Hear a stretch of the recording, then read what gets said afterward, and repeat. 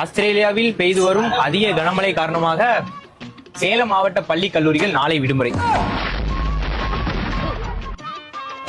நாசாவில் ஏவப்படும் S3 விண்கலம் கேரள வனப்பகுதியில் பத்திரமாக மீட்ட வனத்துறையினர். தெரியல. நாசாவில் ஏவப்படும் S3 விண்கலம் கேரள வனப்பகுதியில் பத்திரமாக மீட்ட வனத்துறையினர்.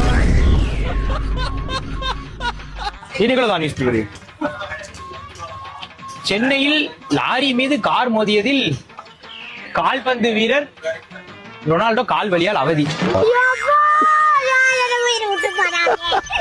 தமிழகத்தில் பல பகுதிகளில் அடுத்த 3 நாட்கள் வெயில் அதிகரிப்பதால் ஆப்பிள் நிறுவனத்திற்கு 2 கோடி அபராதம் விதித்தது மத்திய அரசு. என்னடா ஆப்பிள் நிறுவனத்திற்கு அபராதம்? போட்டிருக்கு, நீங்க புரியுதா? அப்படிதான் போட்டிருக்கு. ஐயாட்ட கொடுத்து தொடர்ந்து வேலை வெட்டியே போயிட்டோம் அப்படின்னு சொல்லி